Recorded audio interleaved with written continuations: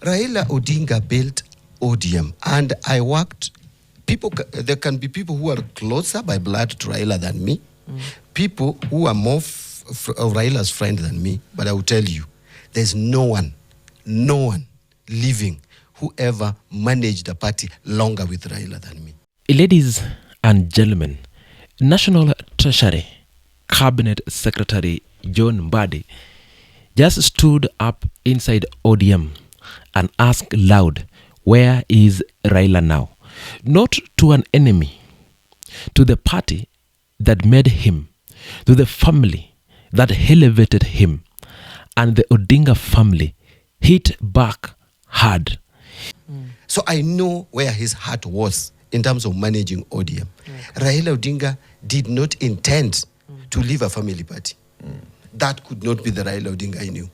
Raila Odinga did not intend to leave a regional party. He wanted ODM to be a national party that would live beyond him. And he kept on repeating it. So that is why I was saying, let us not invoke Raila's name every day. Raila has left us. And the legacy we can give Raila is to have a united ODM going forward. That is what he prayed for. And so if someone now decided to invoke emotions and portray for her own selfish interest that I said something negative about the Odinga family. This is not just a disagreement. This is a war over who owns ODM's future, and it has already begun. At an ODM delegates retreat at the coast, Cabinet Secretary John Mbadi publicly challenged Kisumu Oman Representative Ruth Odinga, sister of Raila Odinga. Mbadi asked directly, where is Raila now? That single question shattered decades of unspoken protocol inside ODM. It was not a slip of the tongue. It was a declaration that dynastic difference inside the party is officially over. So here is what happened in sequence on records. At the coast retreat, National Treasury Cabinet Secretary John Mbadi took the podium and pointed question why Ruth Odinga, a sister of the party's founding figure, believed she could give orders inside ODM. The statement was deliberate, the target was deliberate, and the audience, ODM delegates, was also deliberate. The Odinga family responded swiftly on a multiple fronts. Starting with Iala MP Winnie Odinga did not respond on party grounds.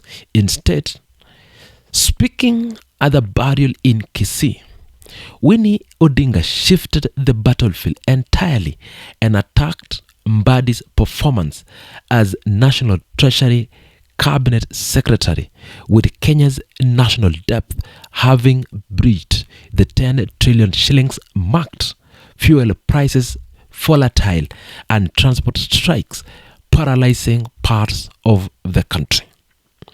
Winnie delivered a precise strike. The National Treasury is not a political office. Told Mbadi, talk less and show us your work. Mama Ida Odinga and Raila Jr. reinforced the message, framing the cabinet secretary as an grateful beneficiary of the family that built his national career. So Mbadi did not retreat. Starting in Homa Bay alongside Governor Gladys Wanga, the cabinet secretary laid out his credential that he has been 10 years as ODM chairman, 5 years as the minority leader in the National Assembly, and now running one of the Kenya's most strong office. Mbadi dismissed family response as juvenile politics, and then came the statement that changes everything. Mbadi declared readiness to contest the highest offices in the land, including the presidency. That is not a party scramble. That is a succession announcement made from Nyanza, aimed directly at the Odinga's political base. What Mbadi did at that coast retreat was not impulsive. The National Treasury Cabinet Secretary is a veteran politician with over a decade of institutional experience inside ODM. Mbadi knows exactly what the Odinga name means to the party based in Kisumu and Nyanza region. Choosing to public challenge Ruth Odinga in front of delegates was a calculated move to test whether the rank and the file would defend the dynasty or quietly agree that the older order needs new change. The Odinga's family response, bypassing the party debate and attacking Mbadi's economic records, tells its own story.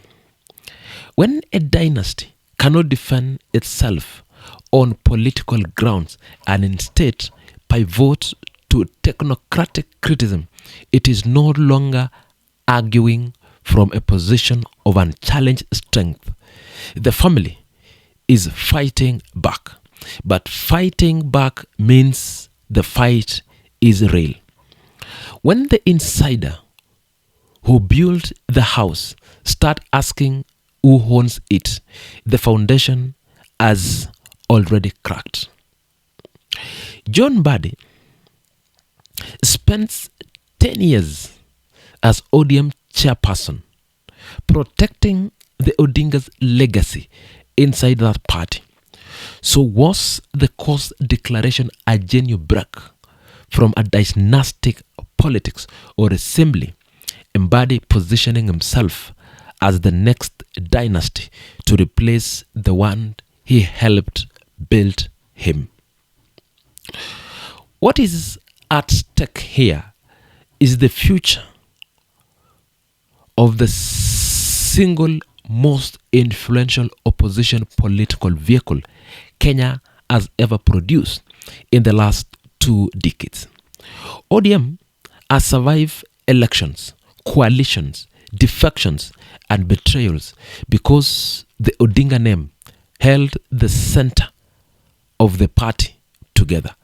If a cabinet secretary, Mbadi, successfully decouples ODM institutional identity from that name, the party either transforms into something new or fractures into a competition faction or competing factions ahead of the 2027. The ordinary Kenyan who is from Nyanza, Western Nairobi, who has voted ODM across elections cycle, deserves to know, is the party they have supported still the same party, or is it now simply a vehicle for whoever wins this internal war?